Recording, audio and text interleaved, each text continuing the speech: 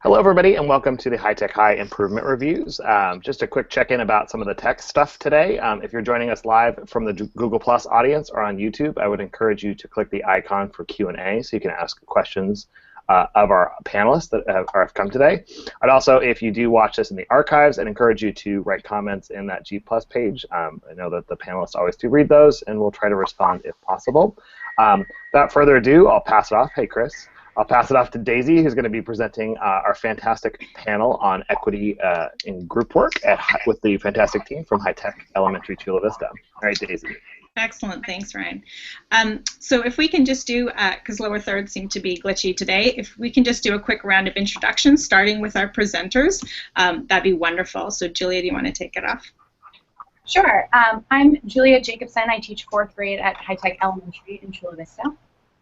Hi, I'm Zoe Randall. I teach engineering at HTeCV Elementary, Chula Vista. Hi, I'm Amanda Barrow. I teach 4th grade at HTeCV Elementary, Chula Vista. Hi, my name is Marquita Griffith, and I teach 1st grade here at HTeCV Chula Vista. Wonderful. Jana and Georgia? Hi, I'm Georgia. I teach 2nd grade here at HTeCV Elementary. I'm Jana. I also teach 2nd grade at HTeCV Elementary. Great. And Chris? I'm Chris. I teach 10th grade multimedia. Wonderful, thanks. All right, so we're just going to get started here, and we'll start with some norms, which is the second slide in the slide deck. They are the typical HTeCV norms. If we can be hard on the content, soft on the people during this consultancy, be kind, helpful, and specific. And if you notice that somebody hasn't spoken, invite them in. Let's practice active facilitation and share the air. And our protocol on the third slide, we're going to have 10 minutes for Julia and her team to present on their work on equity group work. And then we'll have 5 minutes for clarifying questions, 7 minutes for probing questions, a discussion of 15 minutes where the presenters will sit back and Janet, Georgia, Chris, and any participants in the audience can chat in their questions and comments. And then we'll reflect for 3 minutes, which will be back to the presenters, and then we'll debrief the process. So, sound good to everybody? Yep. Awesome. So, Julia, why don't you guys take it away? You got 10 minutes. Do you want to make it a version so we can see?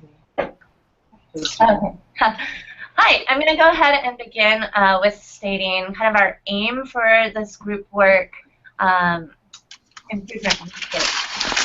So on the slide, we've been trying to figure out exactly what we're trying to achieve, and how students contribute meaningfully to group work is what we've decided is the most important goal. And our hope, although this still has some time, I think, to tweak, is that all students score a 4 or 5 on our group work evaluation tool, which we'll talk about a little bit later, 80% of the time by June 2016.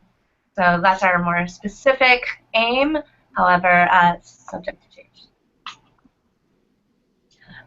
So this is that aim was one that we used last year also with Zoe and I were doing this work last year, but we have mostly a new team this year, so it's been kind of interesting to see how the theory of action has changed from this group, from the last group to this group. So this is our original theory of action. And we didn't actually create a driver diagram in the first round. Oh, we're on the next slide now. But this was one that I created kind of like after the fact, based on the change ideas that people were testing out and the conversations that we had. But the main thing that you can see, if you go to the next slide, is that in the first one, task was one of the main drivers, and in the second one, it is too. So for this year, so do you want to? Yeah, so with our team, we really wanted to think about which drivers we could really affect and really affect change within. So we thought maybe creating a group-worthy task and ensuring that our students really could collaborate and think about multiple perspectives within that group-worthy task. We are hoping that what we'd be able to do is think about what outcomes we want at the very end of this. And so the first thing is thinking about doing video analysis of our group work in the classroom And then from that point on, creating parameters that we could use to create rubrics or checklists for both ourselves and then for others to use. Also, we're thinking about models that we could use for group-worthy tasks that we're testing out in our classrooms, and then also creating a feedback protocol that we would be able to use to when we're creating group-worthy tasks in the classroom that other people could critique us on. For secondary goals that we think that we really are going to be able to hit with looking at group-worthy tasks is being able to better understand. Ryan, could you go to the next one? Being able to better understand really developmentally what group work would look like in each grade level. And I think we are all really excited about what STEM might look like with group-worthy tasks, and then really developing an easy change package that we would be able to use and other people would be able to use in their own classrooms and implement successfully. So the process that we're using, Marquita touched on it a little bit, is going to be, the data is going to be video that we collect of our students working in groups. So we're about to embark in that video collection part of the process, but up until now we've been mostly identifying our goals, kind of like articulating our theory of action and diving into the research a little bit. So from here on out, kind of the process is going to be that we will each get 5 minutes of video of a focus group in our classroom, and then every 2 weeks we get together to watch the video, evaluate it using the tool, and adjust, create a new change idea based on what we've seen, and then repeat the process. And our change ideas as a group, we've decided that we want to focus mostly on task design. So some of the specific change ideas that we're going to be testing are looking at the improvement of group worthiness of a task. So we're looking at exactly just how many kids are in a group. You know, is it rich enough for the size of the group? We're thinking about, is it challenging and accessible? Thinking about the diversity of our groups. Is the task actually meeting everybody's needs? We're also looking specifically at how members are contributing and actively being a part of the group and feeling a part of the group, their own perception of that. And then also, like, are they able to view multiple perspectives and understand what other people are thinking and how to work with other people in a group. So we're going to be looking at improving the groupiness. We're also creating and using a task rubric. So we're going to be developing that rubric and what it looks like so that we can evaluate how group-worthy our task is, and then being able to use that tuning protocol that Marquita talked about, where we can actually get feedback on how well our task was designed. So the next steps are creating those rubrics, but also thinking about how this can be developed across grade levels, and how we can actually meet, you know, every grade through these rubrics and through these protocols, and then hopefully we can package this into the way that we can communicate our ideas with the bigger community. So the next one has our focus question. The feedback that we're wanting is about, like, what a resource, what would be the most helpful resource, and so we're curious to know, as teachers, what you would want as a resource to help with group work. And this, I included the link to the website that I started last year from the work that our group had done as part of the graduate program. So you can look at that as a model and think about, like, what are the most helpful attributes of this one, and what do you wish that it had, what could be better, and it could be something totally different if we're open to all kinds of ideas. We're a fresh, brand new group, and so we could go in a totally different direction. We want to do something that's going to be the most easy to use and helpful to other people. Sure. I just also want to add that I think for our focus as well, as part of our aim, we're really specifically looking at design of STEM tasks. So keeping that in mind as well, like what could that look like and how can that be helpful? That's it. Great. Thank you, guys. Okay, and we'll get the link up for that website in just a second. But let's move on to clarifying questions. So these are questions that have brief factual answers, things that they can answer right away. And why don't we, does somebody have one to start, or should we just go through?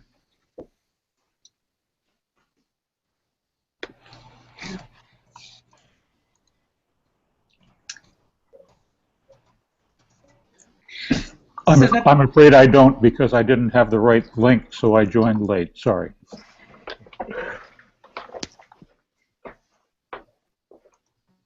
Jana or Georgia?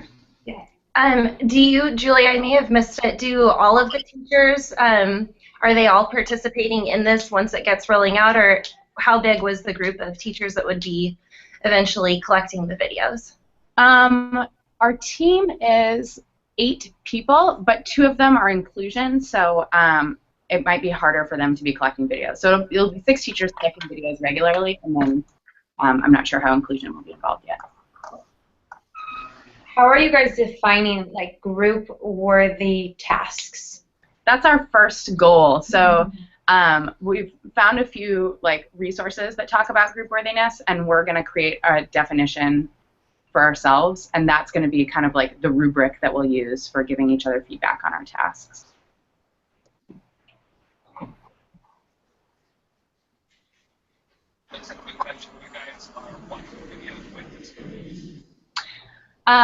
No, it's something that we could do, but like our regular process will be to get together every other week and watch it with another teacher. So we would each, like if Marquita and I are partners, we would watch my 5-minute video and talk about it, then watch her 5-minute video and talk about it.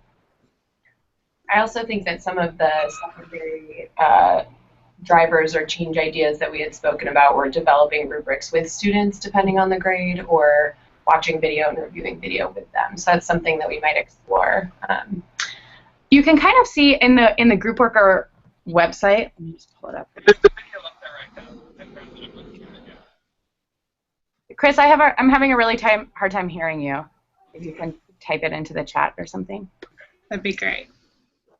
But the Improving Book Club segment, this is like, there's a lot of information on there, probably too much, but that was one example of a process of including students in like the improvement work, also watching the video and improve. Could you guys go back to the PD, the Plan, Do, Study, Act slide? Cindy Lou Who. Oh, that's what you have a shirt on. It says Cindy Lou Who. Oops, you passed it. Yeah, could you just talk about this? Could you just talk this through a little bit? Yeah, so we're just about to start the PSA cycles. So our first, we're meeting actually today to look at the research, or like people's opinions on group worthiness, and come up with our own definition.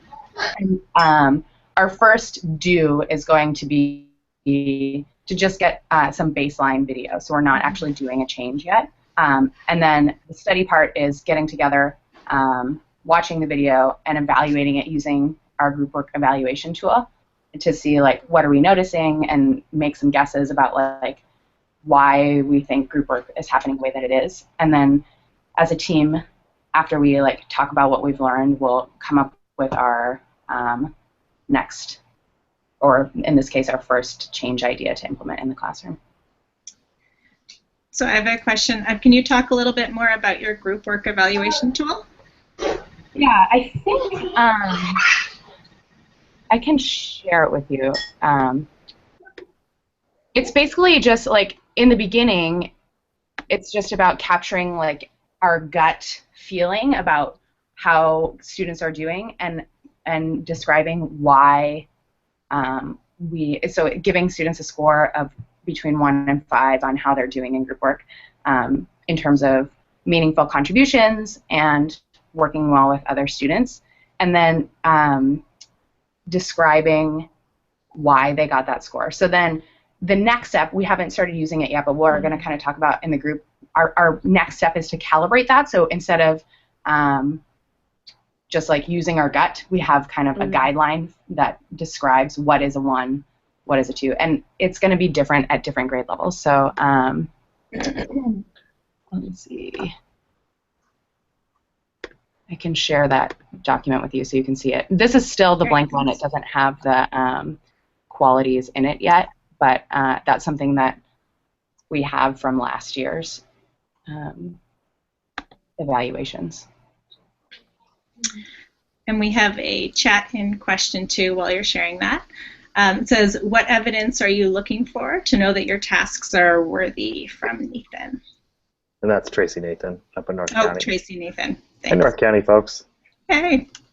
So we don't know yet, but that's our first goal, is to kind of like research group worthiness and find out like what do people say makes a group worthy task, and then create a definition. So I think we talked a little bit too about in our group of 8, really thinking about it being open-ended. Does it include multiple perspectives? What we would want, but I don't know if we've kind of like mapped it out as Julia said. Are you thinking that a common? Sorry, actually. Will there be a common definition of group worthiness K5, or are you thinking it would be like specific to each grade level and that changing? If you look at slide, this is one of the later slides, the 9th slide, there's some initial ideas about what group worthiness means. So it requires multiple perspectives or multiple people to complete, requires all members to be active, rich enough for the size of the group, both challenging and accessible for the group. So like that will be true no matter what the grade level, but that will also be, what that means will be different at each grade level, if that makes sense. Are there any last clarifying questions before we move into probing questions?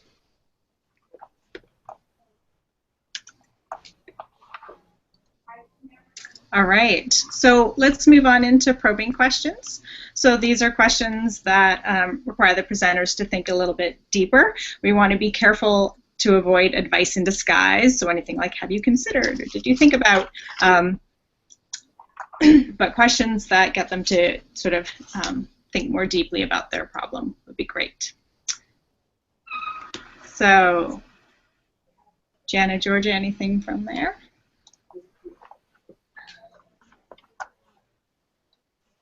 Hold on, I just lost it.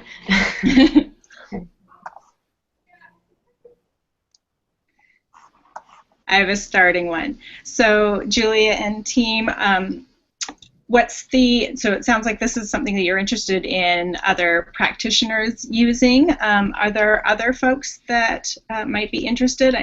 Can you talk a little bit more about the co-designing aspect with students? Can you repeat that again? So I can see, so is this something, are you hoping to create a change package around the idea of co-designing these types of rubrics with students, or around just looking at more equitable group work? Feels like there's a large area there, and I'm just wondering if you can talk a little bit more about the goals. I think our first goal, what we've defined as a group, has been to, as adults, create a rubric for evaluating the group worthiness of a task, and to create some kind of protocol where we can give each other feedback about the group worthiness. But last year there were like a ton of other kinds of change ideas, and I imagine once we actually get rolling that we'll be testing out a lot of different kinds of change ideas too. So we would love to have a resource that kind of captures all of the things that we've been able to try that are successful. Sorry. Yeah, which likely will include co-created things with students, but that's not our very first step. Yeah. I have a question, says the slides. I was just curious, like, Julia, having worked on this project last year and then approaching it new this year, I wonder if you could just speak to the kind of tension of getting people excited about this work and like onboarding new people and feeling like you have to go back, and also kind of pushing the work forward and feeling like you're learning new things. Yeah, so it's been kind of cool. If you go to the driver diagrams, you can see like how different this group is thinking about the task compared to the last group. And you know, another caveat is that this group, we haven't actually started our PDSA cycle, so our driver diagram is totally theoretical at this point, whereas like the previous one captured what we actually did. And so ours might change once we get going. We might realize like, oh, the things that we're actually wanting to like create change ideas around are different from what we've represented here. But it's been cool because like there actually is quite a bit of overlap between how the first group and the second group are thinking about it, and so it's taken a long time to get to the point where we can actually like get started. Like people understand the process and we're ready to go now. But I think that so in that sense, it's been like if it were just the same group, I think we could have started right away in the beginning of the year. And I think too, if I could add this, I mean, with new teachers coming in, especially here, I feel like in elementary, so many teachers are thinking about ways in which they can improve group work in their classrooms, rather it be because they're teaching a totally different grade. So I think there's definitely a need there. It's just figuring out exactly how we want to present the information to the group or the team. Also, just from last year to this year, what's been great is it's been embedded in our PD, which is something that I think was a goal last year, is to embed improvement research as part of our PD. So I think a goal from last year is trickling in, and it feels like everything's been moving forward. You know, each step has been really had time to be crafted, and I feel like everybody going into the group now has a really clear understanding of how we're going to implement this improvement. Yeah, last year was my first year ever. I hadn't had any experience with improvement research before, and so I was learning as I did it. And now, like one of the pieces of feedback that stood out most last year was that teachers were wanting more research to support their ideas, and so as a facilitator this time, that's something that I'm thinking about from the beginning, which I think will also make a big difference as we continue. How do you go about finding that research, Julia? Well, in this case, it was great. It just kind of like happened that our group all agreed that group worthiness of the task was the driver that we wanted to focus on, which was great because then I just had one area to look into. And then from last year in the graduate program, I had done a bunch of research already, so I could just pull the articles that were relevant to that specific thing. I think it would be a lot harder, you know, if I didn't already have that like bank ready. That's good. Glad to hear that. I have a question. It seems to me that there's a built-in tension when you're designing projects, when you're engaging students in projects, between wanting to have activities that allow each student to make their own distinct contribution, and yet not allowing students to fall into comfortable, always fall into the same comfortable roles that don't challenge them. Mm-hmm. Does that make sense? Mm-hmm. So that students need to be learning something, they need to be challenged and try something new when they're taking on roles in projects, and yet they also need to be able to use their own distinctive talents. How do you find yourself trying to balance those those two different needs?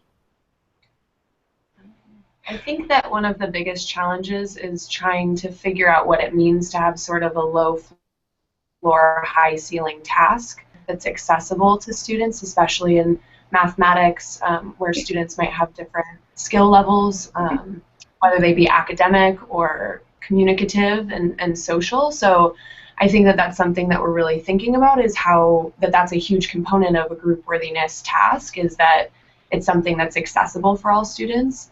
And I think that that's also why it's exciting to have two people from inclusion on the team, because they're bringing a really important perspective around what what is access and equity in group work, and is every student expected to do the exact same thing, or are there scaffolds that teachers can put in place, whether it be previewing the task or working with the students in another time to make sure that all students can successfully access it, and that it's a place where they can explore and push themselves and feel confident to do that, which I think is it brings together a lot of the different aspects of our fishbone diagram, that they're all really connected at the group worthiness of the task, and that's the piece of it where we as teachers have been kind of like, I don't know what to give our kids to really set them up for success for good group work. So we have sorry. A follow-up question. Do students begin to take that on as a value themselves and see inviting other students into tasks as part of their responsibility, as opposed to, well, I'll do the design part and you do your usual task, to see it as part of their responsibility as a group member to invite students into tasks that they might not otherwise do? Yeah, I think that's one of the aspects of our driver diagram, and what I've seen, at least in my own classroom, is that if the task is not group worthy and challenging, the students who think that they can do it alone will do it or try to do it alone. So that's part of it too, is that it needs to be authentically challenging enough for them to say, I do care what the other people in my group think, because I do think that other perspectives will help me solve or help me understand this problem in a more complex way. And at least in my classroom, I haven't presented them with a problem that provokes that yet. So that's my job, I think, to get better at. And something that we found last year also was, if there was something specific, like I heard you say, inviting others into the task, like if that was a behavior that we were wanting to see students exhibit, that we would have to, we had most success when we developed that culture and we developed the language. So where we set an expectation that this is a community where we invite each other in and set the purpose, but then we also explicitly taught and practiced the words that you would say before we engaged in the task. And that strategy was the most successful that we had. That's great. I think that's really important. Thanks. So there's some additional questions around this that are showing up in the chat.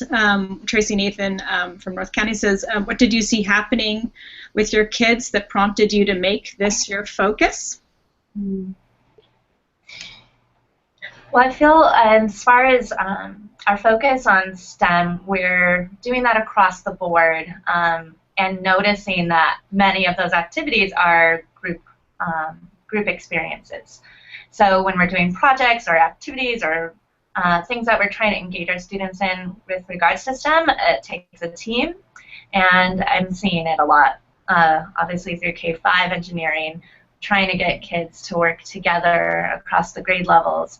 And for me, it just feels purposeful to design those tasks really well, because as Amanda kind of touched upon, we notice that things aren't happening in our classrooms, and a lot of it comes back to, well, did we design it well? Did we actually make a group-worthy task for kids to engage in, or is this something that kids could have just done alone? And I'm trying to encourage kids working together to solve problems, personally.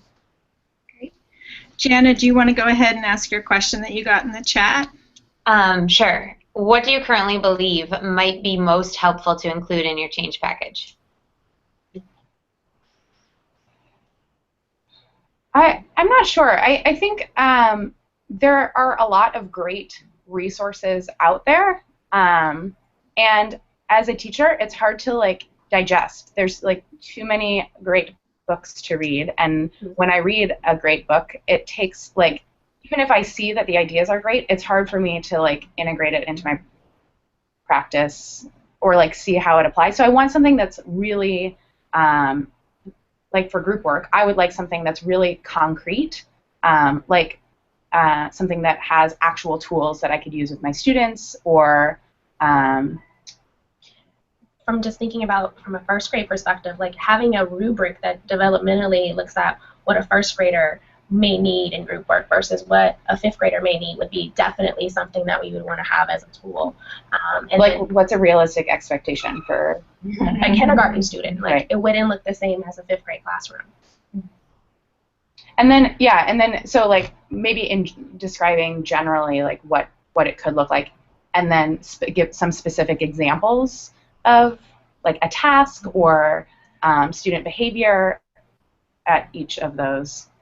And I think too, we talked about, we're 8 people out of, lots of people who probably are really interested in this, and maybe rather it be a survey or some way of like really understanding what people need, that might be a really great way to start thinking about what a change package may look like for, the areas of need for everyone. So I also think like I learn the most when I'm working with other people who are also interested in the thing that I'm working with. So maybe like another possibility could be protocols or something for professional development where you could be learning together with colleagues. So Ben asked a question here too. Have you seen a model of a change package that you found useful or compelling?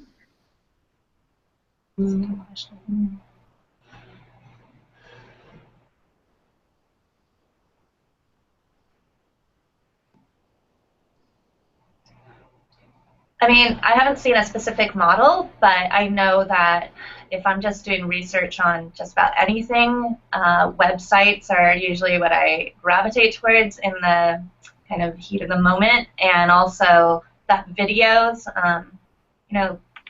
teaching channel, for example, I felt like was a really simple kind of way to see a video in action and to see a short blurb, because I need to digest things quickly, and I think short form content for me personally is what I gravitate towards, and that's one site, for example, that I think does that well. Okay. Is there any last questions before we move into the discussion? All right, so on slide 11, the focus questions that you guys had were, what would you want as a resource, as a practitioner? What are the most helpful attributes that this resource could contain, and what do you wish it had? What could be better? Are these still the questions that you would like the group to focus on in the discussion?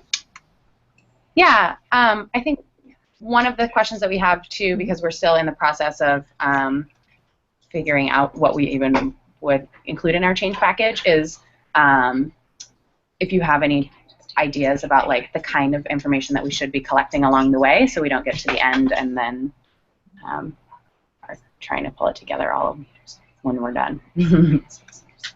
All right. Should I turn our camera off too for this? Is that how you step out? I don't know if that's necessary.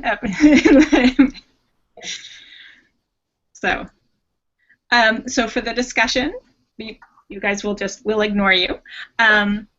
Let's go for a round of warm feedback. What do we find compelling about their work? And then we'll move into cool feedback and suggestions. And maybe we can just go around. Would somebody like to start? Sure, we can start. Great, wonderful. I would love to celebrate them for how detailed their driver diagram already is, even if it is just theory so far, and I really appreciate how they're focusing together as a team on one specific driver. I feel like whatever they do discover this year, it will be very cohesive and allow for much more rich discussion and investigation. I'm really excited for you guys. I agree with what Georgia said, but also am just excited to see their work and see what they're learning. I think it can be really useful for our school as well, and look forward to continuing to collaborate and really learning from what they are learning this year. One of the things that's striking to me is the application of improvement research to something that is so central to HTeC High, that HTeC High is known for being good at. I mean, you could say, well, we need to improve the things that we're weak on, but to say projects and equity, well, that's what HTeC High is all about, and we need to get better at it, is I think praiseworthy. And I think they're doing an excellent job, and it will be very helpful to set the bar higher for everybody in the organization, but also then to be valuable for those other schools that are interested in what we do. It'll set the bar higher for them as well, help them do an even better job. Yeah, I think similar to that. You know, we found some evidence, I think, that we figured out that, well, not we, HTeC High North County and now International have figured out a way to reduce chronic absenteeism, which I think is, I'm really excited that we figured that out. And I think it's important that kids come to school versus not coming to school. But I agree that this work is so core to sort of, this is like a core practice that we're after. And we have so much group work happening across 350 teachers. And I'm sure we could improve the sort of consistent quality of the teacher moves we're making, and the group worthiness of the task, and just everything around that. So I think it's a very, I think it's a really important work, is how I feel about it. Yeah. I really appreciated that they'd already sort of identified this idea of what's developmentally appropriate as well, sort of these ideas, like what works for a first grader versus a fifth grader, and taking into consideration, you know, where would their cognition be around, like, how active am I as a group member? I thought that was great. I just want to join in too and just say that one thing I appreciate is just Julia and how she's taken an active role in kind of being a lightning rod, because I think we always have these great ideas, and to see a great idea carry through to a second year is just so inspiring, and I think that's a testament to her hard work. But also, I love that there's this team that have kind of coalesced around it, and this like mini Nick that are all working on this project. And the other thing is that they're just being so thoughtful about measurement and creating a rubric for what that actually means, instead of because it is really hard to measure what a group-worthy task is, and focusing on that, I think, is powerful. I would just say also to our audience members, make sure you, if you'd like to chime in, as Tracy and some of the North County folks have done, make sure in the upper left-hand corner of your screen there's a QA button, and you can go ahead and read those. Daisy, if you want to read Tracy's feedback, more feedback, we can move from there. Sure. So she said, love that they are considering the worthiness of a task as part of improving group work. Such a powerful component, sometimes ignored as people compartmentalize teacher work and student work. So yeah. So other comments that address their focus questions. What would you want as a resource? What can they be working to collect? I agree. I feel like some things that they had mentioned before in our questioning around something that would be accessible for any teacher to maybe look at in 10 minutes or so, a video, a snapshot of what's happening in the classroom, maybe identifying through the teacher analysis of what they saw specifically happen, either using rubrics or models that they have. And then ways that teachers could implement that in their classroom. So if there's any kind of model that was created from the teachers, or specific discussions that they did, or prompts, that would be helpful.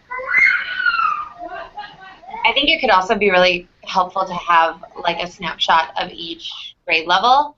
So like if there was a kinder task and a kinder video and the kinder rubric and like some kinder reflections and the teacher's reflections, and then the same for each grade level. It could be interesting as an educator to see that progression and change throughout each grade level if the format were the same, to kind of learn how different things are pushed and different things are changed as the kids grow. One thing Go ahead, Georgia. No, go ahead.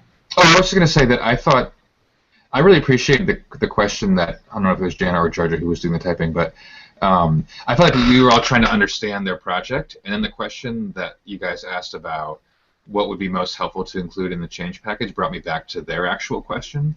I found that to be very generative to thinking about, like, oh, right, what would be helpful for a change package? So I thought like the idea of surveying other teachers was interesting, and that also made me think about you could imagine their team pulling together teachers from across our schools who are interested in improving group work and ask, like a focus group kind of thing, and just like having a conversation. It might generate some ideas, could be part of it, but it also could be about like, well, what would be actually, like in terms of like investigating. I don't think we necessarily know how do we package what we've learned in a way that others can benefit from it. I feel like that's pretty nascent for our organization. So I feel like it's sort of some kind of almost like qualitative research kind of ideas about just gathering groups of people and asking them about what they think about that would be pretty interesting. And then also I appreciate what Julia was saying about, from professional development, learning with other colleagues' perspective. I mean, I'm guessing it would be better rather than like spend a year developing the world's greatest change package and then like passing it to somebody, probably just like getting something going, and then which she already has their website, and then like even just sitting down with another school with some folks who are interested in working on that, and then just kind of learning as you go. Oh, I see, we forgot to make this part explicit, we need to include that, or something like that. I think might be an interesting way to think about it. Is like the change package is like it's a process. That's another area for almost like a cycle of inquiry around how do we get better at helping share what we're learning. One more thing is I thought that when Zoe mentioned the teaching channel videos, I was thinking along the same lines. I think there could be. I watched some of those videos on that website last year, and I thought that was really powerful. And I think short videos of either kids working in groups or kids talking or teachers talking, but just very short, I think is important. But it doesn't need to be like high production value, in my opinion. I think it can be, a cell phone capturing what some students are thinking or what a teacher's thinking. That could be very useful. We have a comment here of make sure you do a PDSA, and then Tina Chavez says, I know that some teachers at North County Elementary had used Scrum as an organization tool. I've never used it, but I'm wondering if it is also a way of collecting data throughout a process. Does anyone know anything else about this? I don't know if anybody has any Scrum experience. I'm not familiar with Scrum at all. I'm not either. Okay. I only just saw it yesterday, so I'm not familiar with it either, but it might be something to check out. Steve, did you have a comment earlier? I guess I like what Ben said very much. It's one thing to sort of get your own head around what we have done. To make sure that that's useful to someone else is a separate process. It's another step, and doing that in stages rather than let's put it all together and then throw it out there and see if it works makes less sense than, as he said, doing it in pieces. And we're fortunate we can do that with our colleagues, and then we have lots of people coming in all the time who are interested, who are I'm guessing open to sort of trying out things that we're producing. So I think there are all sorts of opportunities for doing that. I think I agree that that would be the way to do it. There was a nice little resource. It was a blog post. I think it got posted on the HTech High Facebook site as well, from the GSC. That was an expeditionary learning, and it was like a little synopsis of like welcome to the new year, and it had embedded video. One was of Bobby Shaddix, and it had how to create cohesive classroom cultures, and it sort of outlined, here's some tasks that you can do at the beginning of the year to reestablish your classroom culture, because we're all coming back after a break. And then it had a couple of videos that were incredibly useful and targeted. And so that, I know I was looking through Julia's website yesterday, and it had sort of that same element to it. And it just was like a really nice feeling, easy to adopt presentation of material. So something along those lines might be helpful too for change package. Mm-hmm.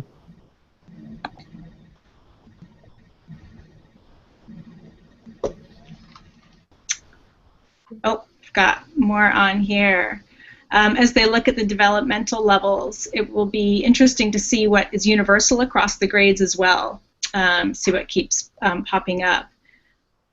And it seems like we have lots of good ideas, but need to work on the sharing and communication across schools. And I sort of agree with you, Steve, on that aspect, that it seems like it's two different things, right? There's developing the change package, and then it's another process of like how to share that information.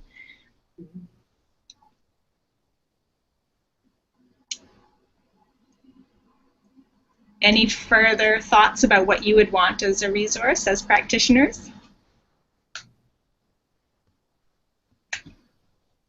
I definitely like the idea of some little short, brief snippet, because I agree what other people have said.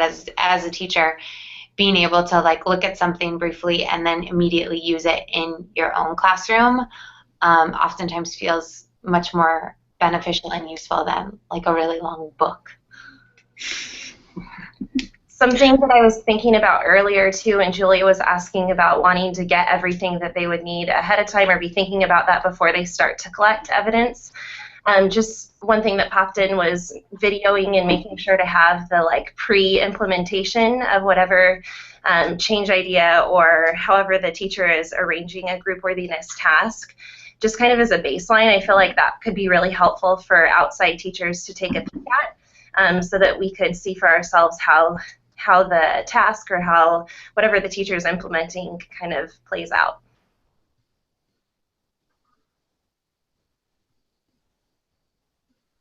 Any last thoughts or anything from North County?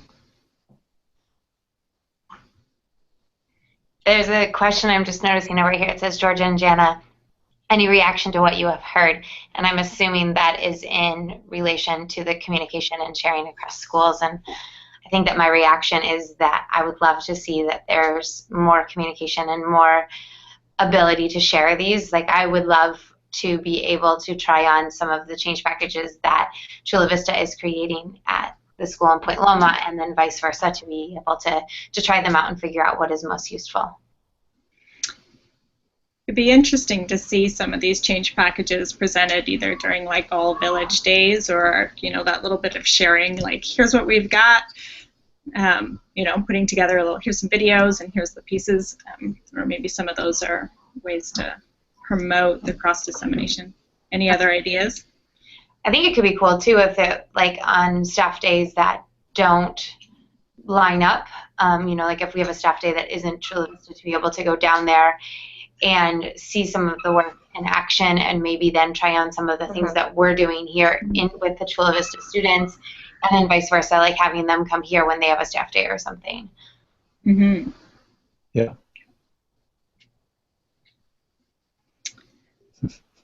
Any last comments before we wrap up the discussion portion?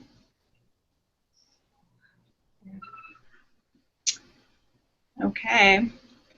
There's one last bit here from North County. Good first step, videos be great, because at the middle level, I don't always have a strong sense of where the elementary kids are coming from. So I think that speaks again to that continuity across the grade levels. All right, well, let's go ahead and bring in our presenters. And they have 3 minutes to let us know what they took away from this. Welcome back. Thanks, guys. I think that one thing that I thought was really interesting, and being a teacher and knowing that we have a limited amount of time to sometimes do the research and read the books, something that stood out is making sure that it's short and something that you could access very quickly and then implement. I think is something that stood out to me, especially coming from a first grade perspective. Jana, I really liked your idea of including on the website like a snapshot of each of the grade levels and what that would look like. That's something that we have from last year that we can continue to refine, but we haven't put it up yet. So I thought that was a great idea. I also just really appreciate everybody's interest in refining this work and making it better, and and kind of noticing that group work is something we all do, but how are we going to really be able to communicate best practices? So for me, just seeing that we can do this in stages and small bites and be able to share across campuses is probably most exciting for me, that we can test this here with our little petri dish and then be able to go out and work with you and see how this is going to be able to kind of scale. Yeah, and Ben, I like the way that you described it about having scaling up and sharing the ideas itself be kind of like a PDSA process. I also like the idea of having other teachers come in and observe, a group-worthy task in my classroom, and then possibly being able to implement that in their classroom. Just seeing it in action sounds like a great idea. Mm-hmm.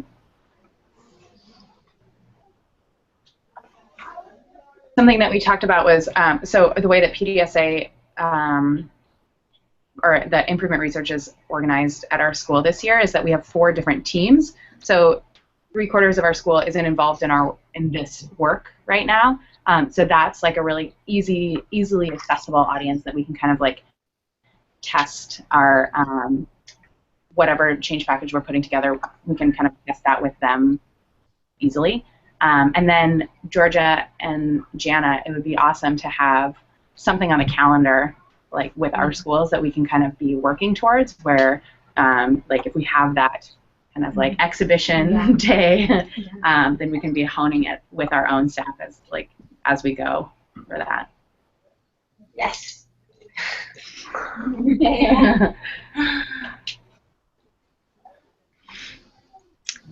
Anything else from the presenters?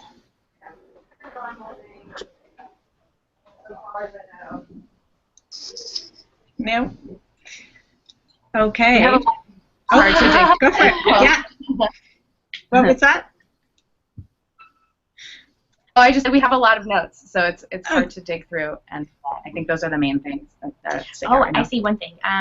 I can't remember who said that, but pre-implementation process, but just kind of like looking at the process before we actually started like implementing things in our classroom, like what research we were reading and what thoughts and discussions we were having a way of presenting that information. I could definitely see the importance in that, especially if we're thinking about other schools having professional developments around this idea. Great. So thank you, and let's go ahead and move into the debrief session with our last 5 minutes here. So this is where we just want to debrief the process. We don't want to rehash the work that's been put forth. Just how meaty was the questions? Did we stick to it? How did we do with the process? And maybe we can just go through real quick. Everybody share something they think about the process. So Steve, would you like to start? Sure. I mean, I thought it was a really central, very, very critical question, and we certainly stuck with it the whole time. I'm sure that was because of the fine facilitation. I just had a quick, just from a process standpoint, I thought that like a big turning point or a big something that I really appreciated was when there was the back and forth in the question phase between Steve and the group, and I actually just really it tends to be a little bit wonky when you're doing things online a little bit, but I thought that was a nice moment where it felt like a very natural, fluid conversation. They were really trying to get to an understanding of each other, so. Well, Steve's known for his fluidity with technology, so that's probably why.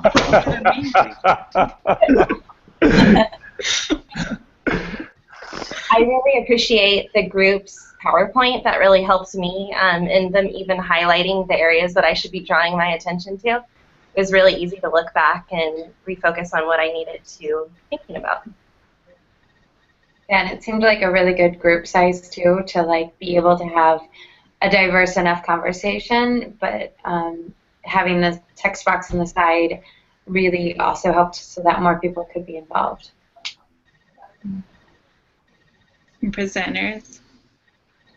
I appreciated. I was a little bit worried that the question was kind of big and ambiguous because that's how it was feeling in my mind, and so I appreciate that. Like, this process allows for some really like concrete next steps to come out. I feel like I have a much clearer vision of the direction that we're going now.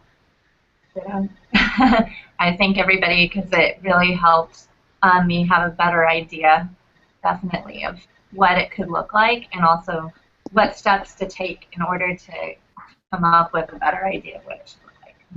I think I really enjoyed having so many people from bring in their multiple perspectives and ideas, and have teachers and different people from different areas, and I think that really pushed our thinking, and I think it's really going to push this project and this idea for us.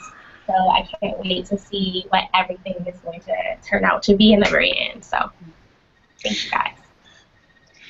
Well, I'd like to acknowledge Ryan on the tech side and thank him for getting everybody going. That was hugely instrumental to this process going smooth. So everybody decides to text me as well, as if there's not enough. Like 12 texts as well. So I hear everybody out there. I'm trying to.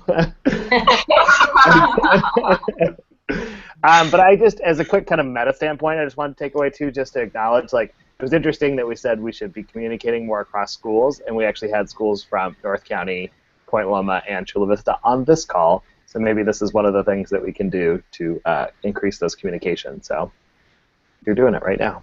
Yeah, good first step. Yeah. Yes. All right, wonderful, guys. Well, thank you very much.